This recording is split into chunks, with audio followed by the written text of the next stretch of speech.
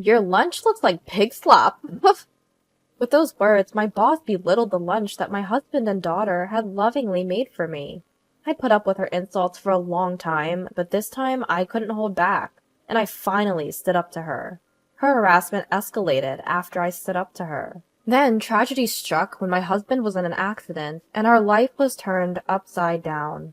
Worn down in body and spirit, I finally quit my job. Fast forward a few years. Why do you always have it so good? My old boss said to me when we met again. My name is Remy. I live with my husband James and our 5-year-old daughter Mabel. Today's lunch looks delicious. Thanks, Mom. You're welcome. I'll probably be late from work today, so enjoy your time with Dad. Please pick up Mabel from the childcare center. Okay. This is a typical morning scene in our household. I'm always rushed and bustling about. Yet my husband and Mabel watch over me with smiles, never uttering a single complaint. I work in caregiving. It's a shift job with early and late hours, and overtime is common due to staff shortages. The work can be physically demanding, but I'm proud of what I do. It's my family's support that has enabled me to continue. Good morning. I arrive at work 5 minutes before start time. Remy, your hair's a mess. You take care of your family in the morning and then work full time? You're truly amazing. My single colleague always praises me when I rush into the workplace. Blessed with good colleagues, I've been working hard, but enjoying my job. However, there's one person at my workplace who doesn't think well of me. Remy, you're cutting it close again today. You have a lot to do, so please come earlier and prepare. I'm sorry. The one who always finds something to complain about me is my female boss, Sissy, a veteran in this office. She's been here since I joined. From the beginning, I sensed she was harsh, but at first, she never said anything personal. If I asked her about work, she taught me well, and honestly, I relied on her in some ways. But since I returned from maternity leave, Sissy's attitude towards me has become harder. I didn't know why, but since others were also treated harshly by Sissy, I thought it was just her preference, and tried my best not to get on her bad side. One morning, I woke up to find that my husband and Mabel, usually sleeping beside me, were not in bed.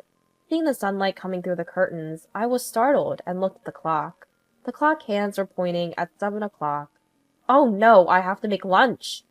I ran frantically to the kitchen. Good morning, Mom! I heard Mabel's cute voice from the kitchen. Sorry, I overslept. You must be tired from working late, so we let you sleep, just for a little while. We don't need lunch today, Mabel and I, so it's okay. All right, I went to sleep last night without even looking at the schedule for today. Today, Mabel had lunch at school, and my husband was out, so no lunches were needed. My husband and Mabel seemed to have refrained from setting the alarm, being considerate of my accumulated fatigue. Mom, eat this!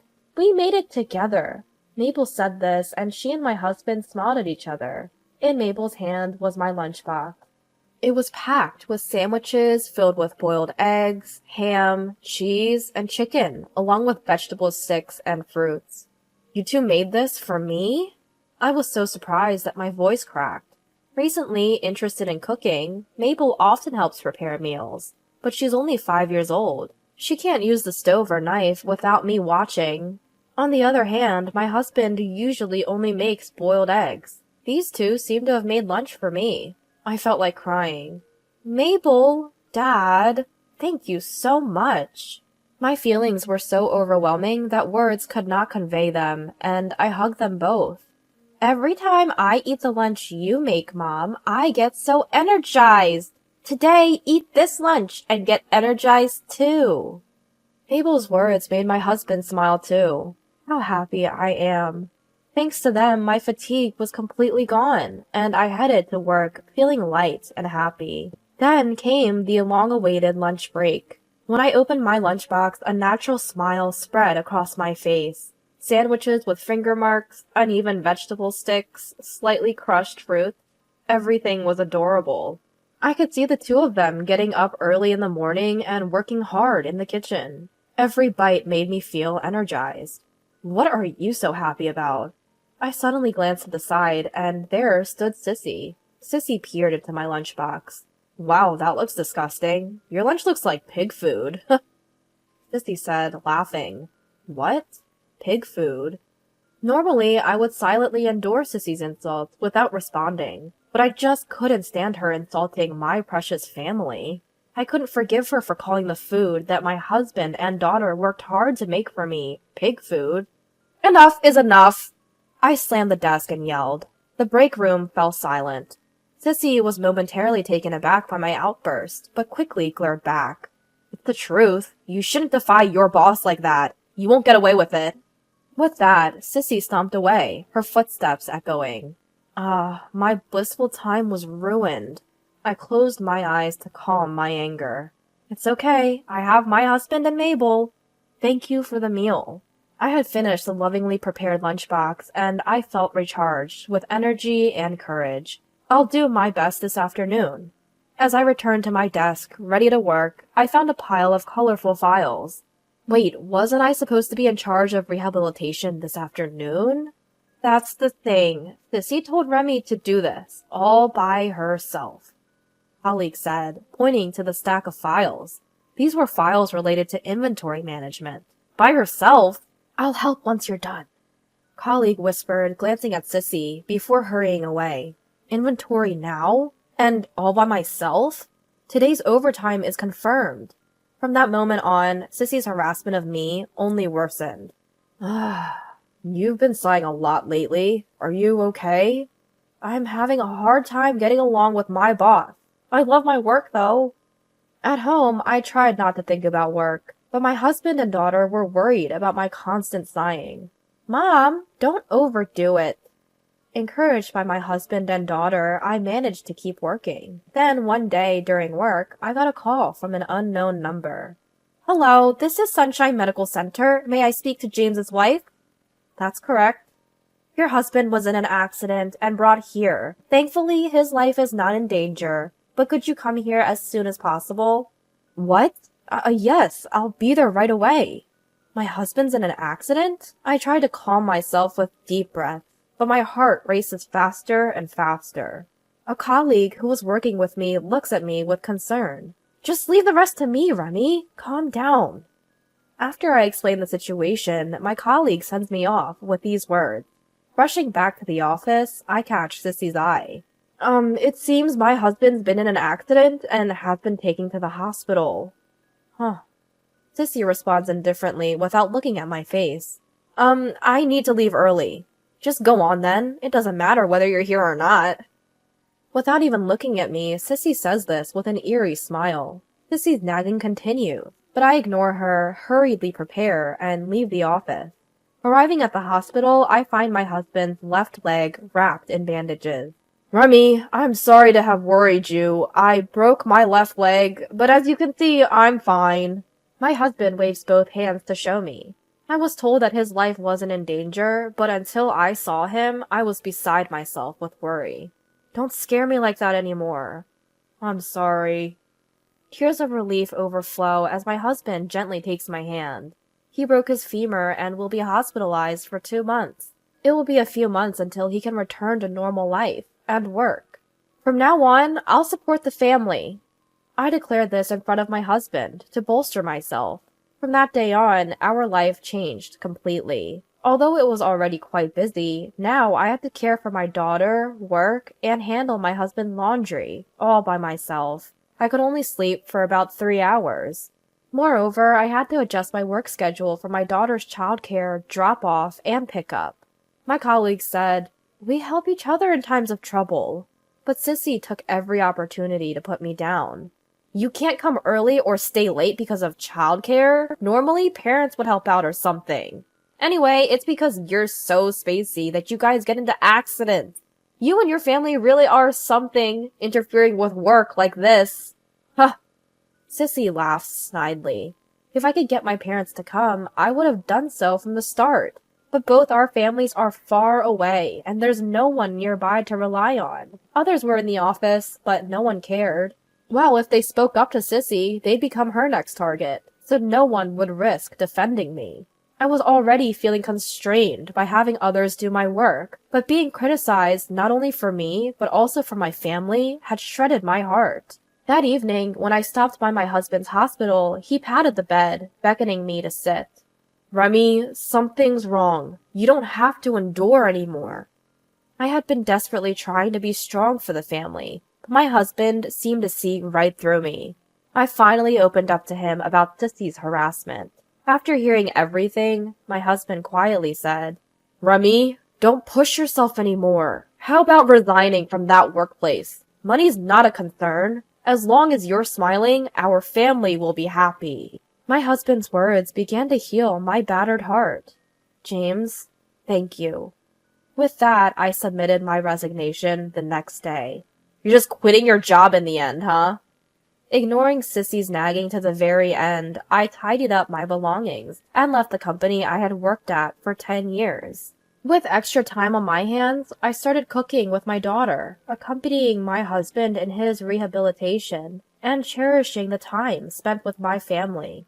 From the outside, it seemed like I was selflessly supporting my daughter and husband, but in reality, they were the ones helping me. Spending time with the two of them rejuvenated my stress-weakened heart, and I began to feel happy every day. Mom, let's bake cookies today. Sure, we ran out of butter, so let's go buy some.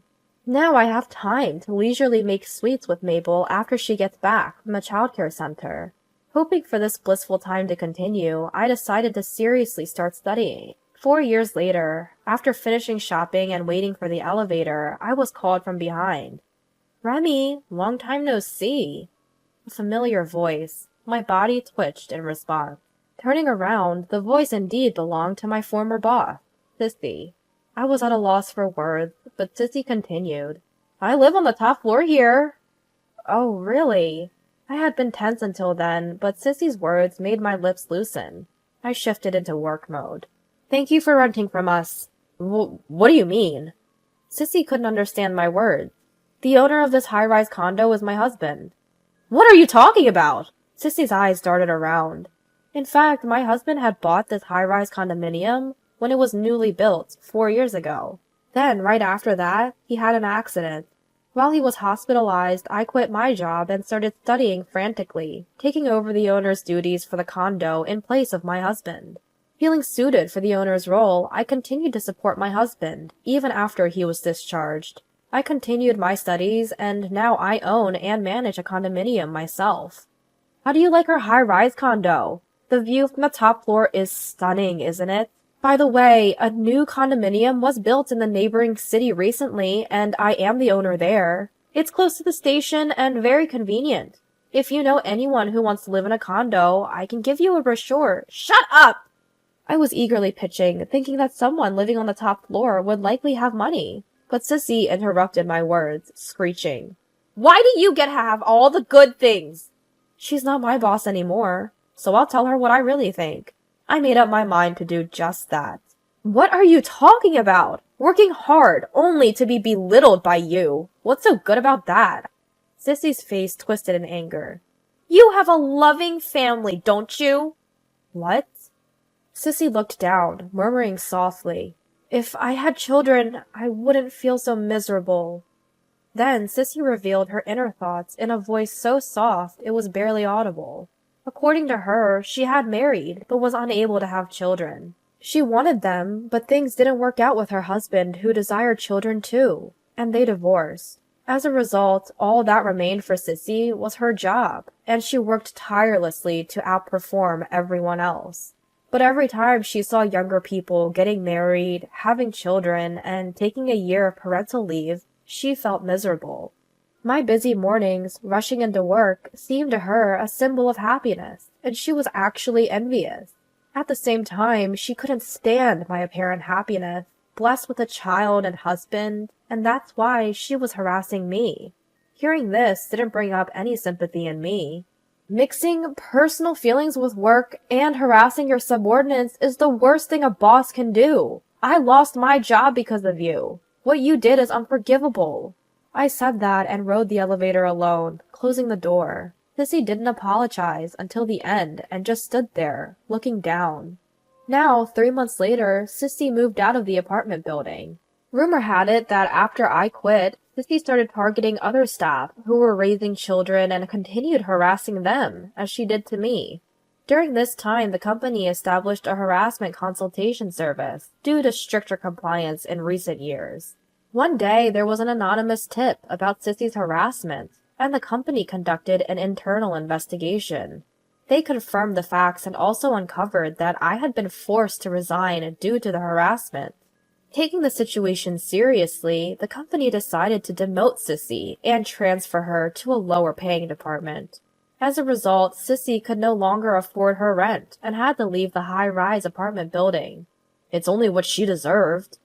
My husband, who had been worried that Sissy might harass me again, seemed genuinely relieved that she had left the high-rise apartment building.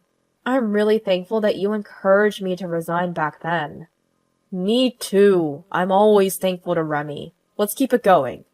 With that, my husband reached out his hand.